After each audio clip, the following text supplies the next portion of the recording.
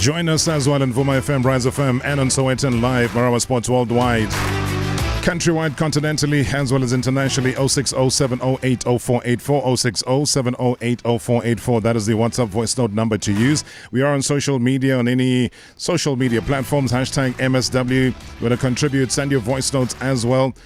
Time is going to be flying pretty quickly as well. But if you're a boxing fan and you've been wondering what's happened to Floyd Mayweather, he seemed to be in a very confident mood. He was addressing the media and he claimed that he will continue to fight in exhibition bouts until he starts receiving brutal punishment. Imagine that. Now, the former 5-weight world champion will take on an ex-reality star as well as MMA fighter Aaron Chalmers at London's O2 Arena on Saturday, just one day after his 46th birthday. And despite his age, though, Mayweather appears to have lost none of his pre-fight swagger, boldly declaring that there are only two things that are perfect in life, which is God and my boxing record. Let's hear from Mayweather, Aaron Chalmers, reality star and professional boxer. You know, just doing these exhibitions, it keeps me motivated to stay in shape. I'm able to go to the boxing gym on a regular, help young fighters, you know, give young fighters pointers, put them in a position to hopefully be the next. You know, hopefully, we always looking for the next Floyd Mayweather, looking for the next Manny Pacquiao, whoever. It may be the next Canelo, but we always looking for the young and upcoming talent to push them to be great. That's what it's about. Well, if I was really taking some brutal punishment, then I couldn't do it. You know, what was so great about my career just period was defense. You know, my faculties was very, very important to me. Being able to retire from the sport and not let the sport retire me. If my body's taking punishment, then I'm stepping away. But I'm glad I'm able just to travel around the world and entertain the people. No one's perfect. There's only two things perfect: God and my boxing record. So. But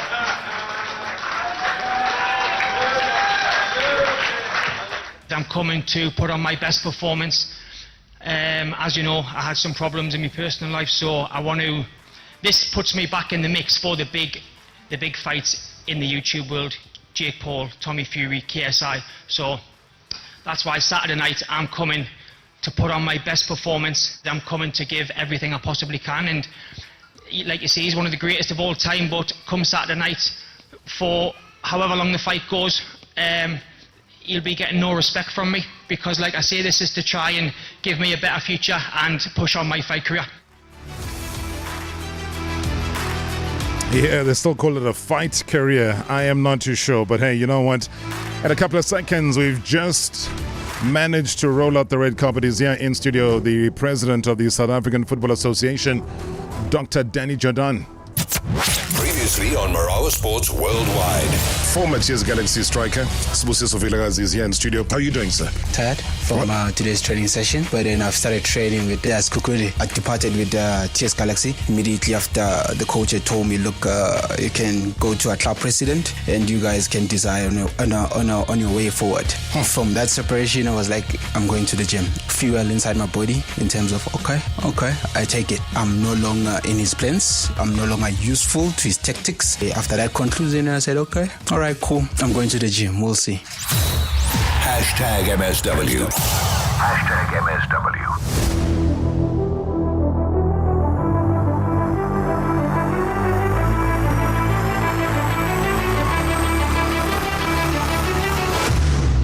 Well, we've waited long, hey? It's been some time since we haven't gone this route and been in touch with our local football mother body, which is the South African Football Association. And I'm certain that you, just like me, it's pretty curious as well to find out what they've been up to. And who better to probe than the man himself, the steward of the, pretty much the steward at the helm, SAFA President Danny Jordaan, our special guest here tonight. As I said, interactive. Do send us your WhatsApp voice note, whatever the issues are. Dr. Danny Jordaan, good evening. Welcome to Marawa Sports Worldwide. Good evening, Robert. Sorry about my throat. I was in Algeria at the Chan tournament. Yes. It was -4. And then from there to go to France, to Paris, it was between -1 and -2 in the evening. And I came back, of course, To the heat wave. to the heat wave. And so my throat is not okay yet, but I have to come. Not a problem, and we certainly do value the fact that you've had to enjoy all of these different time zones and temperatures and different parts of the world, but have made time to be with us here on Marawa Sports Worldwide. We certainly do appreciate that. We don't take it lightly. I know there's a whole number of issues and things that we need to get off our chest. Hopefully the throat and the chest will be strong enough to go through until the top of the hour. There's no problem because, as you know, the world of football places its program between the World Cups. And you may know that our last program was Vision 2022, which was between 2014 and 2022. And we then have to say, what is it that we achieved in that phase? Now, the World Cup is normally in June. But in 2022, because of climatic circumstances, the Qatar World Cup was placed to December. So 2022 ended with the Qatar World Cup in December. And immediately we started crafting Vision 2030, which is between now 2023 and 2030. And you may know that we immediately got to work.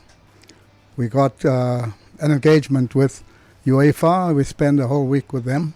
I was in Paris at the FIFA workshop, working through what are the key issues for global football over the next period, and those are the things that we are now engaged with.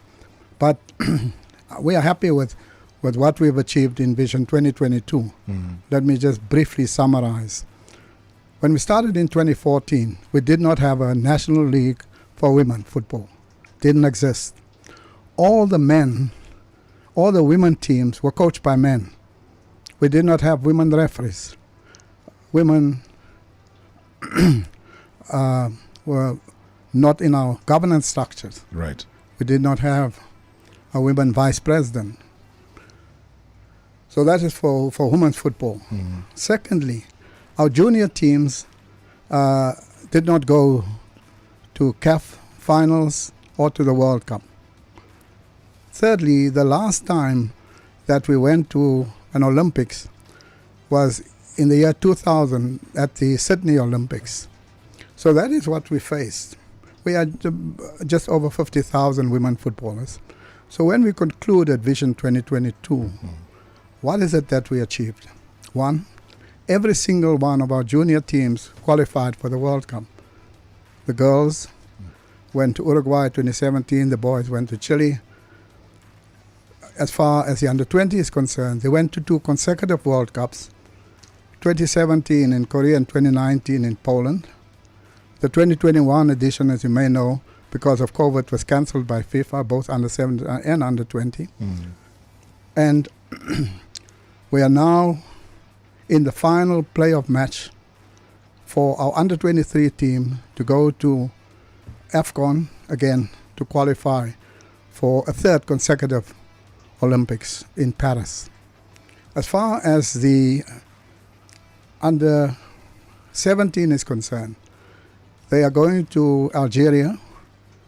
In April and May, there is the AFCON for under-17. And there they will play against the giants of the continent. In their group is Zambia, Morocco, Nigeria, and South Africa. A huge test for them. So our under-17 team is already there. We hope that they qualify for the World Cup. Banyana, of course, if you look back at the Hollywood bets, we created that league. We invested 300 million over the period in women's football to build. And in 2019, we then launched the Women's League, totally funded by SAFA. We did not have a sponsor, but we said women's football is the future and we must invest in women's football. So we created the league and funded the league. And now the league has gone from 12 teams to 14 teams to 16 teams, where we are at the moment.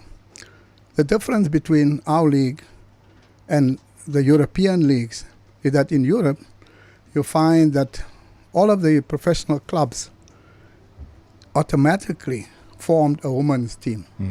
So when you look at the English Premier League and the English Women's League, you'll find all of them there.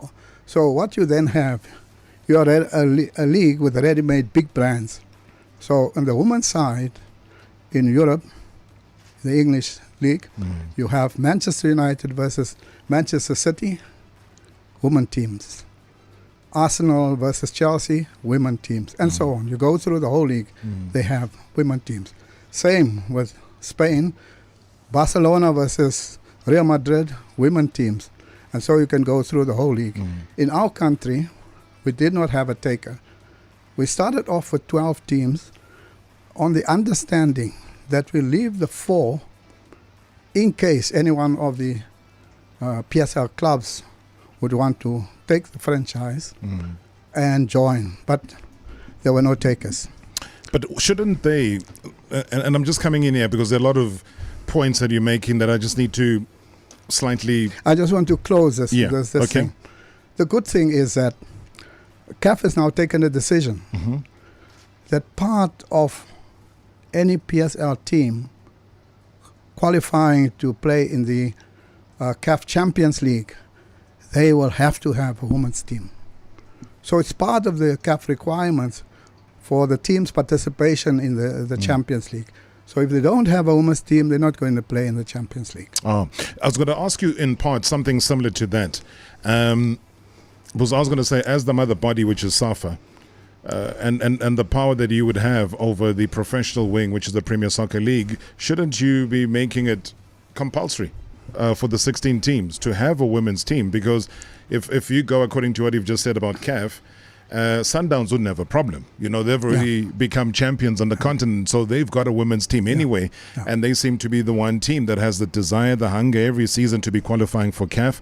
And at times, obviously, there is your Cape Town cities from time to time, and, you know, 1 or 2 odd, depending on what cup competition they do win, and they come number 2. So all I'm saying is that shouldn't be a prerequisite that as part of the 16 teams that are in the PSL, they should have a women's team. Absolutely. If that was the case, that we have the 16 PSL teams mirroring the 16 Hollywood Bet teams, you know the implication of that. You can accelerate the Women's League into a fully professional league. But because you have the brands, they're there. Yeah. Real Madrid and Barcelona, when they came into the league, immediately the sponsorship were there, the broadcast there. But we had to build teams that have a rural base into brands. It's going to take some time. So, unfortunately, we are the exception. But when do we stop being the exception, though? Because we are qualifying for World Cups, Dr. Jordaan, with what I would call an amateur league, which is what we have. It's not fully professional as yet. Yeah. And yet the idea is to have it fully professionalized so that the player's only and solitary job is football. So right now they are playing a bit of football, studying, playing a bit of football, having to go and work. And yet the big leagues, and you know, when we go to the World Cup this year, we ranked 54th. The Swedens of this world that we play against in the group are ranked 3rd. Italy's ranked 17th. Argentina ranked 29th. Absolutely. You know, so we need to be realistic to say we need it either professionalized or for the PSL to come on board. No, absolutely. And we have to drive this point that women's football, as you see throughout the world, is going to be maybe not equal to men's football, but it's going to contest that space for women's football. And one of the things that we want is for women players to be full-time professionals with their club. But that means that we can generate enough revenue to give the grant to the club so they can employ their players full-time. When our team plays, both in Morocco, in the African Cup of Nations, you see the marked difference between our players who come from Europe, the Tembi Khatlana, Linda Matlau, Jermaine Senepau, and so on, and the players that come from our domestic league, which is still growing. But if we can get a professional league, at least we're closing the gap so that when the national team plays and you call your overseas players and the local-based players, the gap is not so huge between the two. But so I want to take you on that one, because one of your players was speaking to the Sunday Independent as well, saying that they want more preparation and saying that the World Cup preparations are inadequate. So we'll come back after that. Danny Jordaan, my guest. Marawa Sports Worldwide Live. In 3, 2, 1. On 947. It was really very difficult. Then I addressed that situation to them and said, look, it's starting to play a part in terms of me coming to training sessions. So I thought within a father figure conversation between him and I, he would understand, because that's when I felt like, is it really worth it? Seeing, and I started to interpret that I think the coach had written me off. Hashtag MSW. Hashtag MSW. Hashtag MSW. Inquisitive fun. It's radio. Hashtag MSW. Yeah, hashtag MSW live at 947. Wherever you're listening to us, Vuma FM, Rise FM, Sowetan Live. SAFA President Danny Jordaan is my guest tonight. Questions and more, feel free to call through. 011 8838 947. Lots on the plate, lots on the menu. Let's see how much of it we can tuck into. Well, just heading into the break, we were chatting about, Banyana, the non-professionalization of that league. And just to quote from the Sunday Independent, where they were chatting to Thembi Kgatlana, who was saying that she just felt that the national women's team should be playing a little bit more. And just to quote, she says, we are still underdogs. Yes, we are not in the group of death. And I hear people saying that we've got a chance. I believe so too. But it's going to take more than just saying it. We need great preparations that starts with playing higher ranked teams. And we need to be in camps, even when it's not FIFA breaks. This will help players that are locally based to play together, to get to know each other. So this is one of the best player on the African continent. What did you make of her comments? Because it's somebody who obviously means well, but is also putting out there to say they need more. No, absolutely. And as you know, we did arrange matches against... sorry. We did arrange matches against Brazil. They played 2 matches Brazil. They played Australia. They played the Netherlands. We've already played Sweden, Norway, and so on. The problem is with the international, with Thembi Kgatlana and other players, because they are only available in terms of the international match calendar. The international match calendar for men, which then gives you the period of release to the national team, and there's a women's international match calendar for women international matches.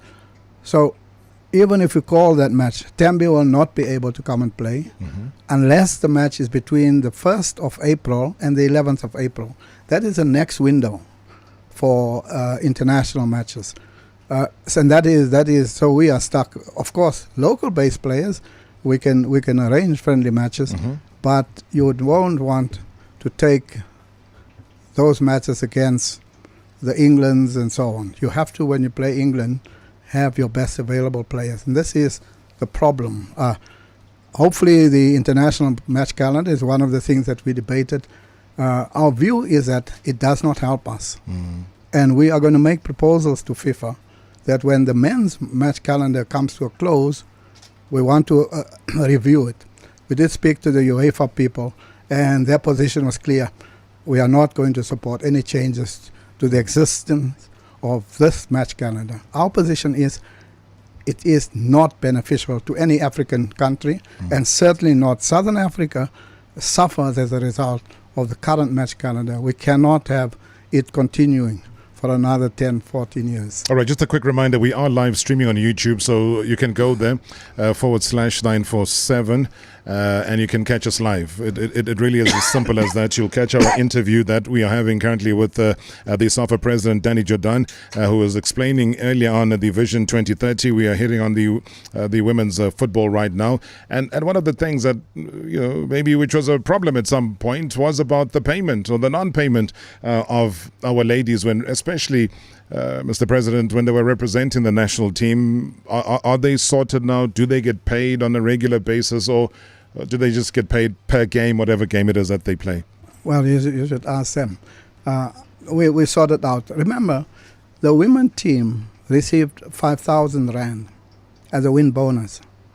We put it equal to Bafana. So if Bafana gets 5 million rand. 5,000. 5,000 rand. That is what they're going to pay.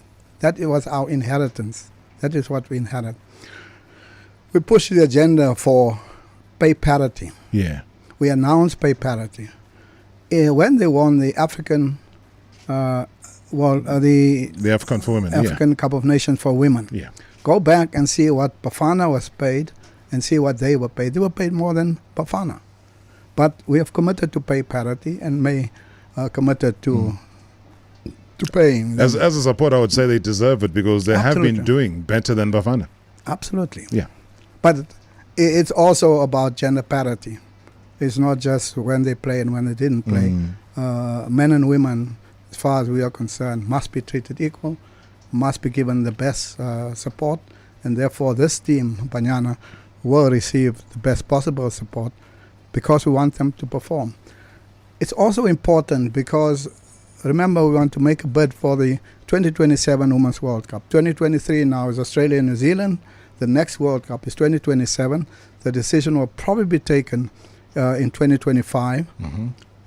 And in order to strengthen our bid for the 2027 World Cup, we must be able to show that we have a team that's a serious competitor in world football. So that is another benefit that we'll have. You see, the 2010 World Cup, we had Nelson Mandela and we had Archbishop Tutu. Well, we don't have them anymore. So they will focus on how is your team performing.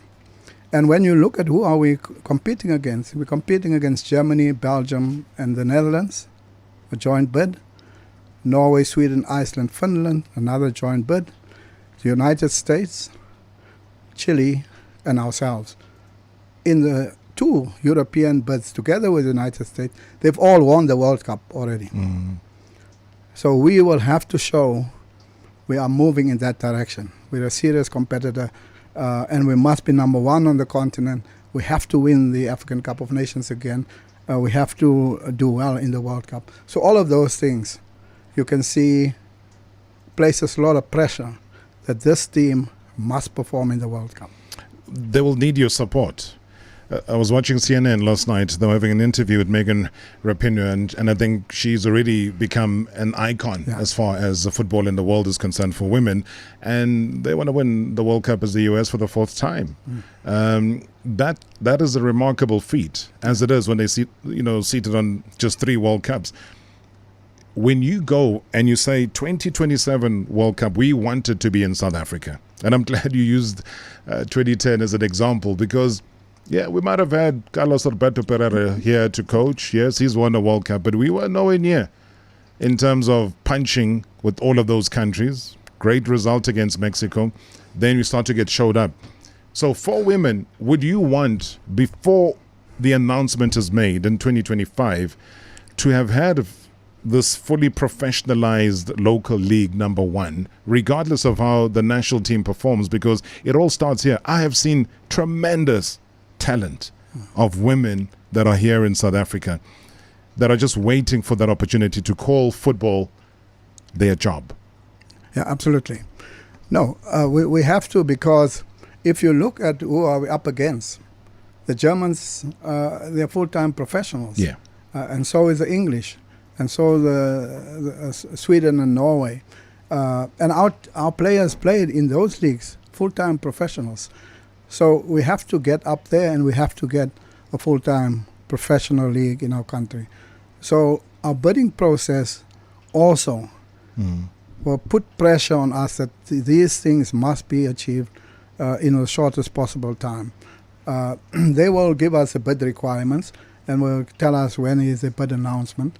And therefore, we will have to take that as a time frame for us to achieve, to get there. Otherwise, we are an amateur league.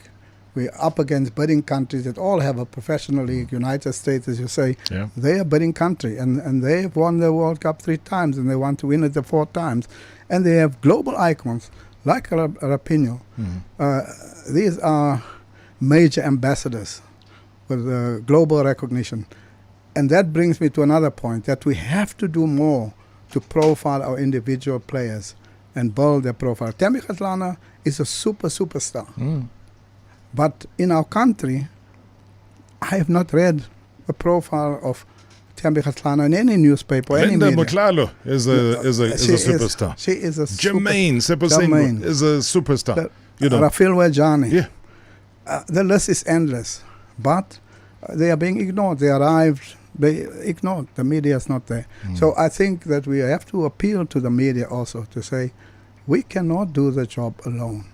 You must focus not only on the team and on the score of the team, but on the individuals that constitute the team and build their profile. When they go to Australia and New Zealand, they must not only look for the English team or the United States team. They must look for our team and our individual players. They must look for these players that we've just mentioned. But that means that we must work in partnership with the broadcasters and the media houses to build the profile of these players, because they are big players. Talk about big players. That's what we expect Bafana Bafana to be. I want to rest the ladies' case for now. They've done well. They've punched above their weight, and we certainly congratulate them for all that they do with the leadership of their former captain, as well as their current coach, Desiree Ellis. We couldn't have asked for more. When you talked about Vision 2022, and you said, there were levels of success. Let me quickly flip back, though, just as a quick challenge to you, Mr. President. Bafana Bafana. Because ultimately, like any sport, your senior men's team runs the rule book on anything else that happens. Absolutely. So if Bafana Bafana are not performing, then the nation is kind of depressed. And when you talked about Vision 2022, Bafana Bafana's targets were to consistently be ranked in the top 3 in Africa and top 20 in the world. And when you talk now about the new Vision 2030, the targets are that Bafana Bafana must be in the top 10 in the continent and the top 50 in the world. That's lowering standards, do you not think? Well, that is to be realistic where we are. And what you say is that, yes, we did not achieve the success that we had hoped for. Yeah. In that period, we qualified for 2 AFCONs, and the best performance is 2019 in Egypt, when we made it to the quarterfinal, and we were very unlucky against Nigeria in the quarterfinals, and I think that team would have gone probably to the semifinals and finals. That team has peaked, but unfortunately, a human error, and we're out. Now, we then had to rebuild the team. And again, in the World Cup qualifiers, remember, we were top of the group.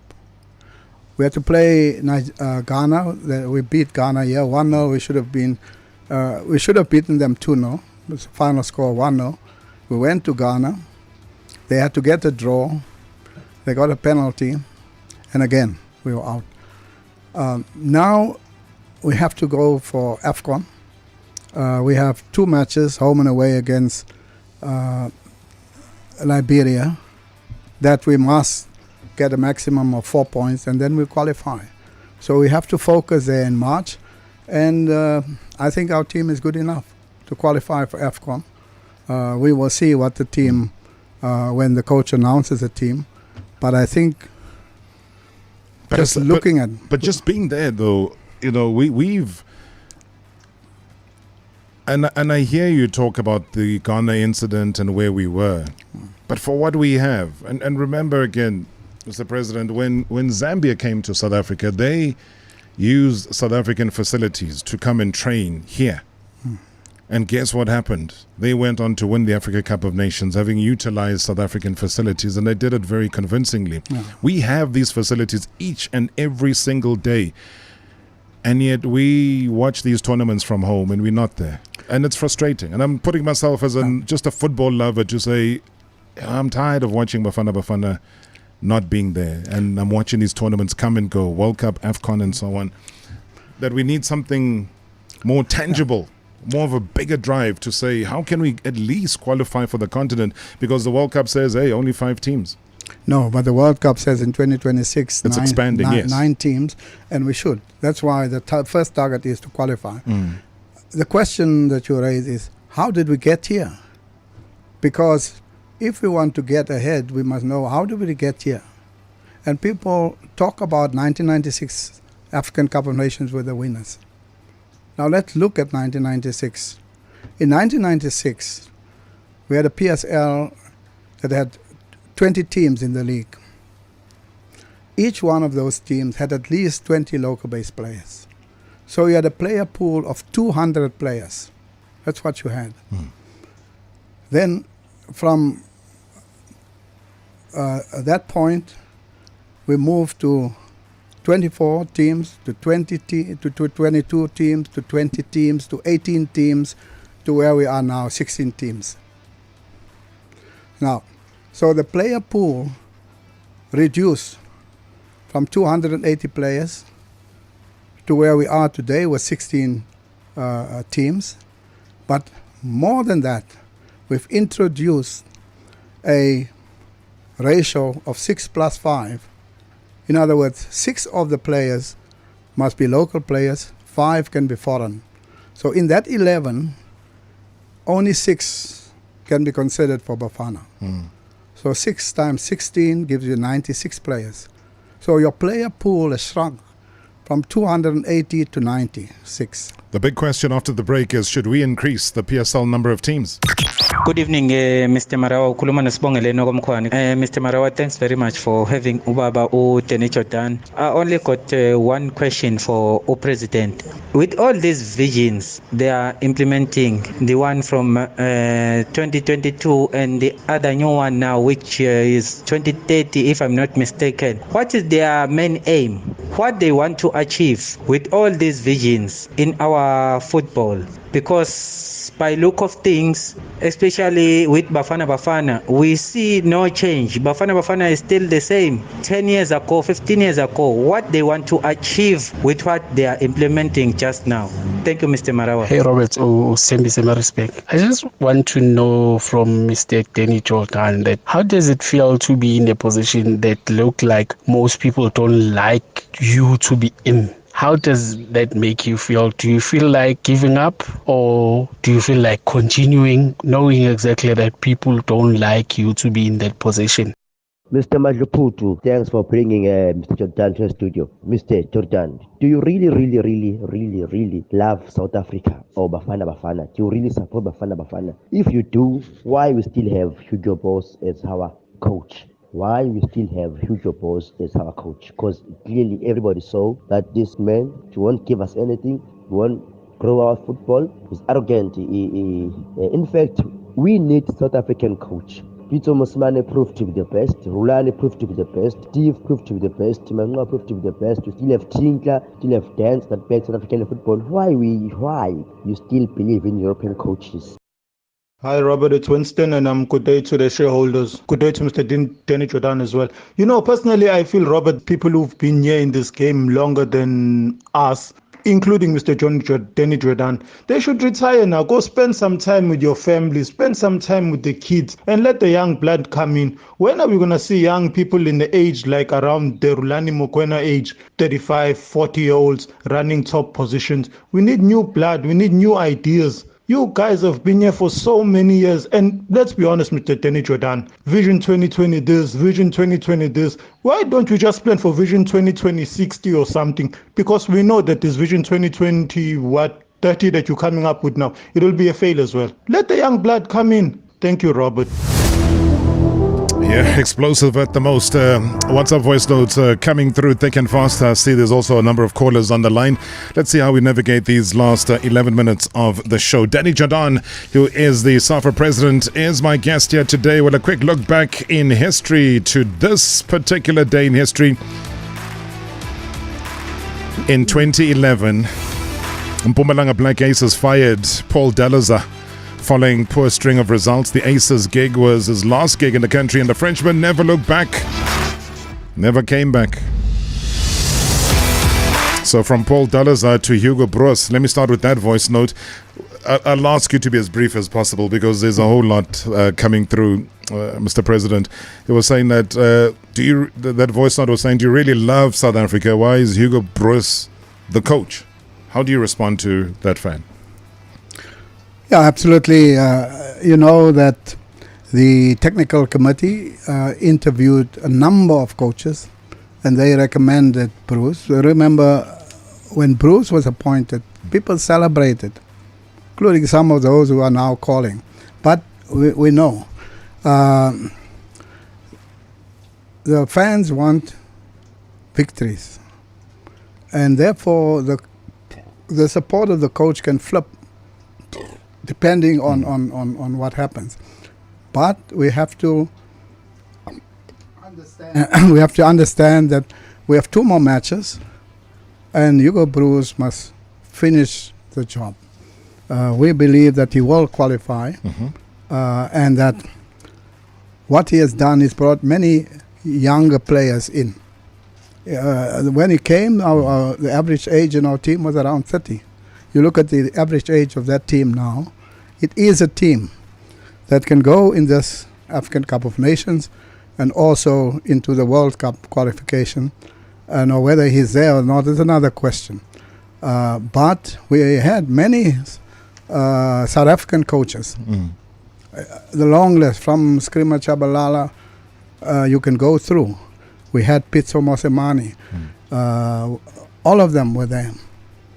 But we have to support the coach that's there at the moment to do the job. That is. But AFCON is a must, though. If he doesn't qualify for AFCON, what happens? No, I don't want to say what if. Let us support him now. We will, but I'm just saying, though, is that part of his mandate? Because ultimately... No, yeah, absolutely. He must qualify. So qualifying for AFCON is a mandate. It's a mandate. For him. Yeah. Okay. All right. And the other voice note was dealing with... that was Winston. And I could see you chuckled at that because he was saying... He says, you guys have been in power for so long. Why don't you give younger people an opportunity to run? Maybe let me couple that with somebody who also said that, how do you react when most people don't want you to be in a certain position? And you know this. I mean, it's not news to you. Well, tell me in football who's loved by everybody. It's football. There is not a single individual that has support across. It's not just in our country. You go to Egypt, you go to Morocco, there's those who support you and those who don't support you. If you want, you go to any activity. And football is a serious matter for our nation. And you're not going to get 100% support. And it's good that there are those who express their views. But I was voted into office with 96% of the vote. So our base supports me, voted for me on many occasions, and again, always between 100% and 96%. But I cannot expect 100% of the nation must have the same position because people are entitled to their view.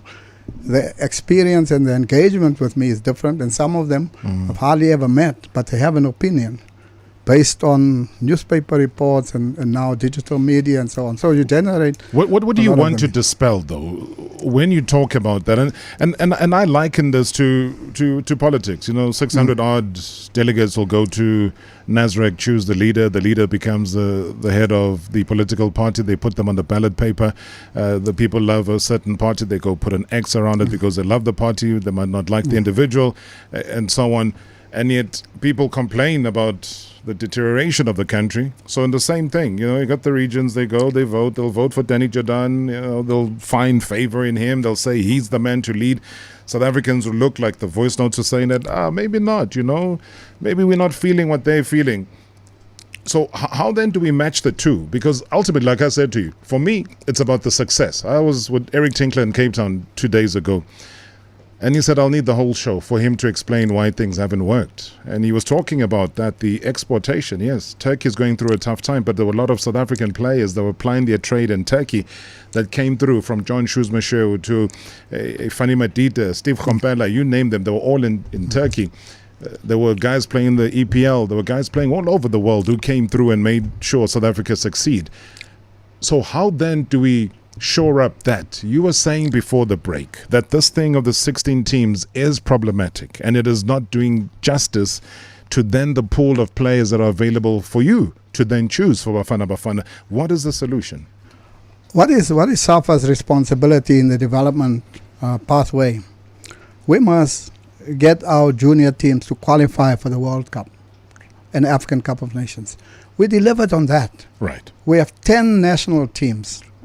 Under 17 girls, under 17 boys, under 20 girls, under 20 boys, the Olympics teams, Bafana Bafana, Banyana Banyana, the indoor futsal team, and the beach football. All of them qualified for AFCON and World Cups. The only exception is Bafana Bafana. So when the regions look at it, they look at the total spectrum of progress and achievement.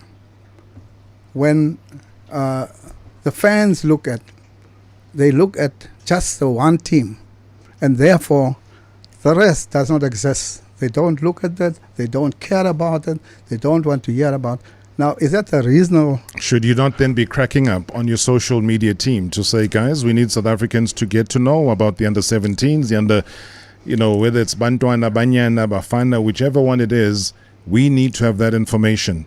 Danny Jordaan, social media is a big thing now. We don't have to wait for Sunday for some newspaper to fabricate a story. I hope the team is listening because, as you know, look at the players that we have produced. We were in the Tokyo Olympics. We won 2 consecutive under-20s. That is our development responsibility. From there, Olympics, you go to the seniors. Now they go to the clubs. And then you must trace what happened at that level to those players. Where is a team that performed in the Tokyo Olympics and then was signed by the clubs? Where are the under-20s who went to 2 World Cups, who went to 2 Olympics? Where are they now? Many of them have disappeared. Many of them. So those are the things. So you come back to the point. Is there a block then that there's not sufficient space and pathways for these players eventually to graduate into our top leagues? Is that the problem that there is a block because there's only few opportunities for these young players to come through? Okay, let me take Matume in the East Rand, wanting to talk about budget allocation. Matume, thanks for holding on. Good evening. Bravo. Welcome to the show. Danny Jordaan's here. Thank you so much. My question number one is, does sit in the minister of SAFA? Does what? Sorry, I'm going to ask you to just speak up a bit, Matume. Okay, can you hear me now? Yeah, much better. Okay, thank you. President of SAFA, school, are they supporting school for sports, for football in particular? Okay. That is the question number one. Are they supporting, is it presenting to the Minister of Finance so that they can give money to those young boys? Okay, Matume, let me get you to point 2. We have all of 3 minutes left. You've said schools, football. I want to give him enough time to respond. What's the second point? My second point is, now he's telling us about SAFA ladies, Banyana ladies. They're not getting, they're getting 500, what is it, 5,000 a month. Yeah. I mean, really? Okay, Matume, thank you so much indeed. Unhappy about that allocation of the amount of money, but most importantly, school sport. Briefly, what's your stand? No, on both the questions, I think maybe there was a misunderstanding. Firstly, I never said we're paying 5,000. I said we agreed to pay parity, and Bafana Bafana and Banyana Banyana is exactly the same payment.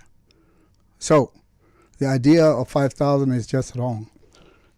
When it comes to school sport, again, you made the point, maybe the information is not out there. We have a K-Motsepe League. We are hosting the Pan-African Schools competition for CAF. The two champions of Southern Africa, both boys and girls, are two South African schools, Clapham and Edendale.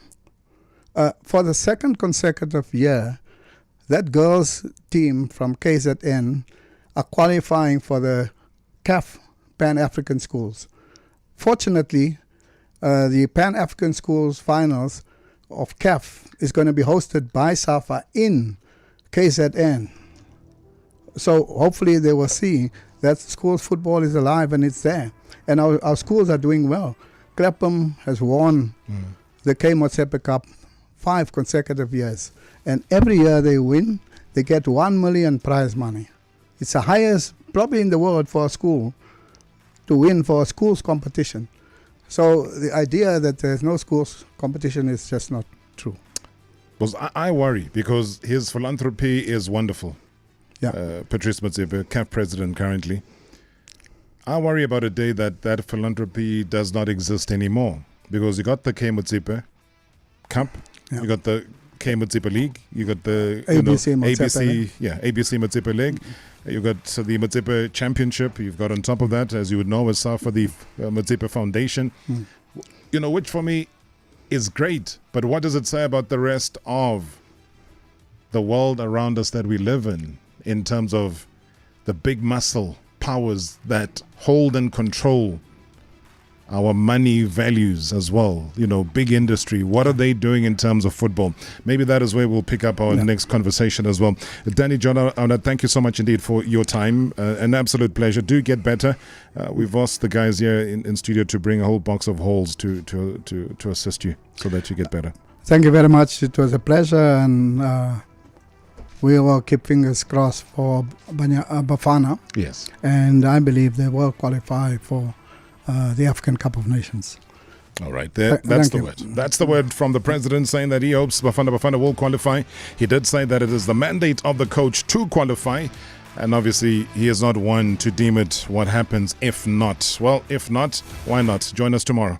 Marawa Sports Worldwide Live. In 3, 2, 1. On 947, Vuma FM, Rise FM, and Soweto Live. #MSW.